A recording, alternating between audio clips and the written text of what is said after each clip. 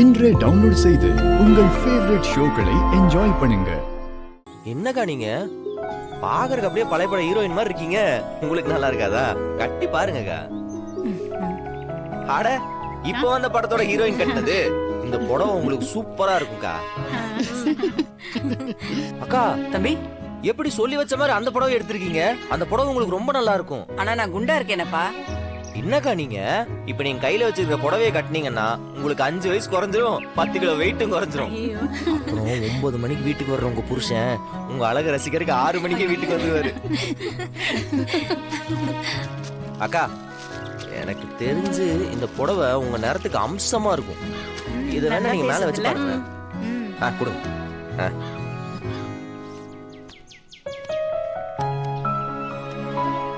அக்கா சொல்லுப்பா. உங்ககிட்ட செல்போன் இருக்கா? இருக்குப்பா.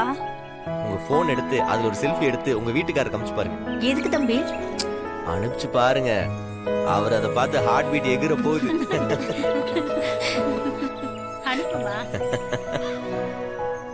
நல்லா தமாசா பேசுறப்பா. நீ பேசுற பேச்சுல இங்க இருக்க மொத்த புடவையும் வாங்கணும் போல இருக்கு. வாங்கிக்கங்கா, நம்மள்ட்ட இஎம்ஐ வசதி கூட இருக்கு. டெய்லி 100 ரூபா 100 ரூபா கொடுத்தா மட்டும் போதும். நான் அதை வந்து வாங்கிக்கிறேன். அப்படியா?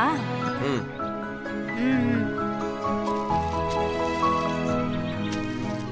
இவ்வளவுதான் டிசைனா இல்ல வேற இருக்கா? இருக்கிறதுலே தரமான டிசைன் இதெல்லாம் தான்க்கா. அடுத்தடுத்து நம்ம கம்பெனில ஏகப்பட்ட மாடல் வந்துகிட்டே தான் இருக்கும். அது எல்லாத்தையும் தெரிஞ்சுக்கணும்னா நம்ம வீரா டெக்ஸுக்குன்னு ஒரு சோஷியல் மீடியா குரூப் இருக்கு, அதுல சேரணும். அப்படியா? ஏண்டி எல்லாரும் உங்க நம்பர் சொல்லுங்க. சரிப்பா. நீயும் உன் நம்பர் கொடு. அக்கா உங்க நம்பர் சொல்லுங்க. 971285. நாளையில இருந்து உங்களுக்கு நோட்டிபிகேஷன் வந்துகிட்டே இருக்கும். நீங்க எல்லாரும் புடவை வாங்கி குடிச்சுக்கிட்டே இருங்க. ஏற்கனவே நிறைய புடவை இருக்கு. அந்த புடவை நம்ம கிட்ட இருக்கிற புடவை ஒண்ணா? புடவைக்கு என்னைக்காவது வாரண்டி கொடுத்து பாத்திருக்கீங்களா நீங்க? இல்ல. இங்க பாருங்க, இந்த புடவைக்கு 6 மாசம் வாரண்டி. ஓகேவா? அதே மாதிரி இங்க பாருங்க, இந்த மாதிரி புடவைக்கெல்லாம் 1 வருஷம் வாரண்டி. கிழிஞ்சாலும் கலர் போனாலும் நீங்க எங்கிட்ட திருப்பி கொடுத்துட்டு வேற புடவை எடுத்துக்கலாம். நாங்க எப்படி நம்புறது? என் போன் நம்பர் இருக்குல்லக்கா, நான் இதே தெருவில் தான் அடிக்கடி போயிட்டு வந்துட்டு இருப்பேன். எப்ப வேணாலும் கூப்பிட்டு என் சட்டையை பிடிச்சி கேள்வி கேட்கலாம். அப்புறம் நம்ம சோஷியல் மீடியா பேஜை அப்படியே ஃபாலோ பண்ணி கொஞ்சம் ஷேர் பண்ணுங்க. சரிப்பா. சரிங்க தம்பி. இந்தாங்கக்கா, இந்த டிசைன் பாருங்க. சரிப்பா. இன்னும் வரலையா அவ? ஹலோ, மாற இன்னும் வரலையா? அவரு வந்துட்டு இருக்காருமா, வந்துருவாரு. வியாபாரம் முடிச்சிட்டு வரதுக்கு கொஞ்சம் லேட் ஆகும்ல. ராஜா மாதிரி வாழ வேண்டிய புள்ள இப்படி கஷ்டப்பட்டுக்கிட்டு இருக்கான். ஏன் உதவி ஒத்தாசன்னு கேட்டா நாங்க செய்ய மாட்டோமா? பிடிவாதம் இருக்கலாம், ஆனா இந்த வீண் பிடிவாதம் இருக்கவே கூடாது. உதவி கேட்டு வாழணும்னா அதுக்கு நாங்க உள்ள வந்து ஒன்னாவே இருந்துடலாமேமா. அப்புறம் எதுக்கு நாங்க இப்படி வெளில வந்திருக்கணும்? இந்த பேச்சுக்கெல்லாம் ஒன்னும் குறைச்சல் இல்ல. இந்த வீட்டுல இத்தனை பேர் உட்கார்ந்து சாப்பிட்டுக்கிட்டு இருக்கோம். என் புள்ள மட்டும் இப்படி கஷ்டப்பட்டுக்கிட்டு இருந்தா என் மனசு வருத்தப்படாதா? எப்படி எல்லாம் வளர்ந்தவன் ஒருவேளை பசி கூட தாங்க மாட்டான். இப்ப சாப்பாட்டுக்கும் வேலைக்கும் கஷ்டப்படுறத பார்த்தா என் மனசு ரொம்ப வேதனையா இருக்கு. ஏய், ஏன் வெளிய நின்று இருக்க? ஏன்டா இவ்வளவு நேரம்? என்னாச்சு? எவ்வளவு தடவை போன் பண்ற, ஏன் போன் பண்ண எடுக்க மாட்டற?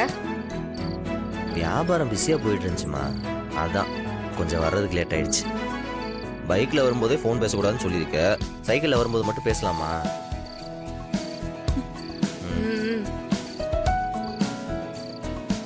என்ன அப்படி பாக்குற? கொண்டு போன 3/4 வாசி வித்துருச்சு. இன்னொரு 4 ரவுண்டு போயிருந்தேன்னு வச்சுக்காவேன், மொத்தத்தையும் வித்துருப்பேன். சரி, அதெல்லாம் ஓகே தான். ஆனா 9 மணிக்கு மேல உனக்கு என்ன வியாபாரம்? இங்க பாரு, இதுதான் கடைசி. இனிமே என்ன ஆனாலும் 9 மணிக்கெல்லாம் வீட்டுக்கு வந்துடணும். உள்ள வா போலாம். என்ன அத்தை, ஆச்சரியமா இருக்கா? இங்க பாரு, சீக்கிரமே உங்க அண்ணனை ஓவர்டேக் பண்றனா இல்லையான்னு மட்டும் பாரு. ஓவர்டேக் பண்ணிடுவியா? டேய், நீ என்னதான் பொருண்டு உருண்டு வியாபாரம் பண்ணாலும் என் அண்ணன் எல்லாம் ஓவர்டேக் பண்ணவே முடியாது. சரி, அதெல்லாம் இருக்கட்டும், இங்க வா. எதுக்குடா? ஒரு நிமிஷம் இங்க வா. என்ன வா எதுக்கு வா வா கூப்பிட்ட? சொல்றேன் வா எதுக்குடா? வா என்ன உட்கார் உட்காரு சொல்றேன். இன்னைக்கு நல்ல வியாபாரமா, சரி அதான் உங்க 2 பேர்த்து ஞாபகம் வந்துச்சு. இடியாப்பமும் பாயாவும் வாங்கிட்டு வந்திருக்கேன். வீரா தட்டெடு. ஆ, டேய் எனக்கு வேணாம், நீங்க சாப்பிடுங்க. சாப்பிட போறியா இல்லையா? ஏன் எங்க வீட்டுல சாப்பிடக்கூடாதுன்னு உங்க அண்ணன் ஆர்டர் போட்டிருக்காப்லையா? ஏய் என்னடா இப்படி எல்லாம் பேசுற? அதெல்லாம் ஒண்ணும் இல்ல, நீங்க சாப்பிடுங்க. அப்புறம் என்ன, பேசாம சாப்பிடு. அத்தை இந்தா சூடா இருக்கிறப்ப சாப்பிட்டு, நம்ம ஃபேவரட் கடையில வாங்கினது. சரி வீரா தட்டெடு. ஆ, நீ உட்காந்து சாப்பிடு. நீ எடு, நான் ஆல்ரெடி சாப்பிட்டேன். எடு. ம்.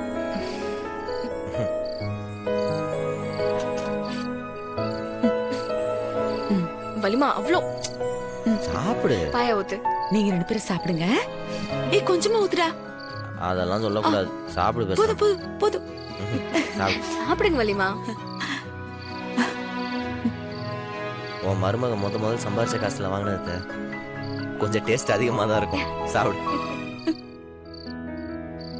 இந்த சாப்பிடும்போது அழுகுற சீன்லாம் வேண்டாம். ஒழுங்கா சாப்பிடு.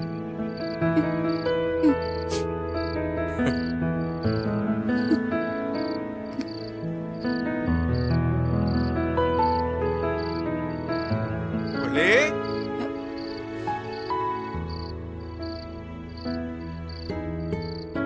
வள்ளி, டேய் அண்ணன் கூப்பிடுது, நான் இதை அப்புறமா சாப்பிடுறேன். சாப்பிடும்போது யாரு கூப்பிட்டாலும் எந்திரிக்க கூடாது. அதெல்லாம் ஒன்றும் பிரச்சனை இல்லை. சாப்பிட்டு போ. இல்ல இல்ல இருக்கட்டும்டா, நான் வீட்டுக்கு எடுத்து போய் சாப்பிடுறேன். தே. நான் வீட்டுக்கு எடுத்து போய் சாப்பிடுறேன். என்னவோ பண்ணு போ.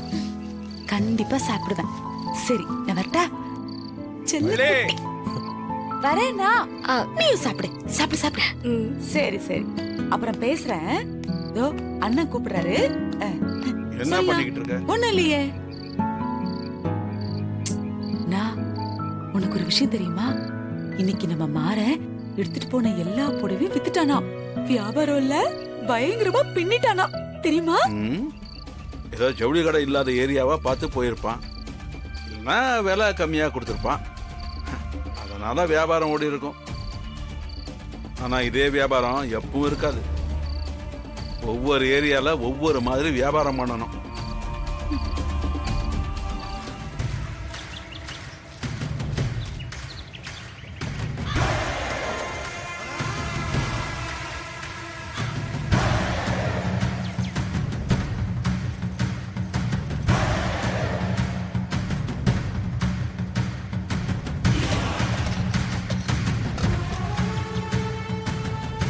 அவங்க சைடுல இருந்து பார்த்தா எல்லாம் ரொம்ப ஸ்மூத்தா போற மாதிரி இருக்கே.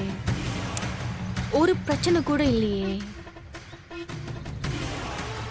லைஃப் போர் அடிக்க ஆரம்பிச்சிருச்சே விஜி. பெருசா ஏதாவது பண்ணணுமே. என்ன பண்ணலாம்?